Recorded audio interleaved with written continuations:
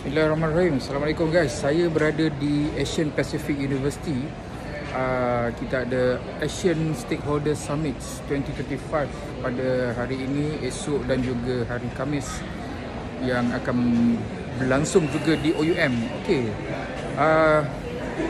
Saya di bahagian poster presentation dan yang sangat-sangat menarik. Saya tak pernah lagi buat poster presentation. So ianya memberikan saya peluang lah untuk nak menengok-nengok kan. Okay. So tadi baru saja lepas kita buat live presentation, kawan-kawan yang buat presentation. Saya just tengok saja, kita tak masuk apa-apa paper pada kali ini. Dan insyaAllah saya pula kena jadi chairman untuk esok punya session.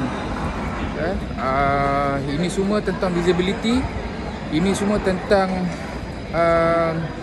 connection dengan pensyarah-pensyarah daripada universiti lain. So tadi kita dah discuss dengan lecturer daripada Brunei, daripada Bangladesh, dan daripada APU sendiri.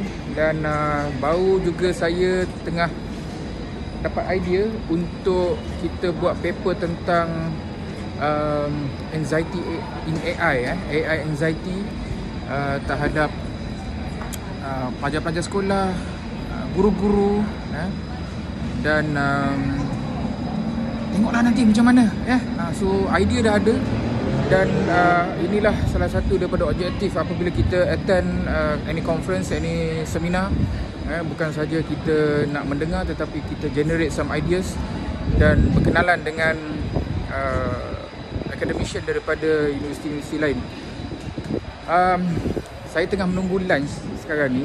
Geng-geng kami semua tengah menunggu waktu lunch. So kita tunggulah ramai-ramai lagi. So kita pergi lunch and then kita bersambung nanti untuk sesi petang pula. Kita tengok siapa yang present. Alright, jom. Assalamualaikum.